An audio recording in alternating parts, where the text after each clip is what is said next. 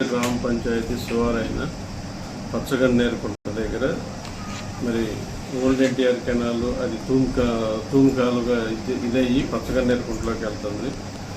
New NTR canal ఈ రెండు canals మధ్యలో ఉన్న భూమి యొక్క హద్దుల గురించి మరి మా కెనాల్ పరిధి ఎంత, తర్వాత అతని భూమి ఎంత ఉందనే దాని మీద ఒక రైతుకు నోటీస్ ఇవ్వడం జరిగింది.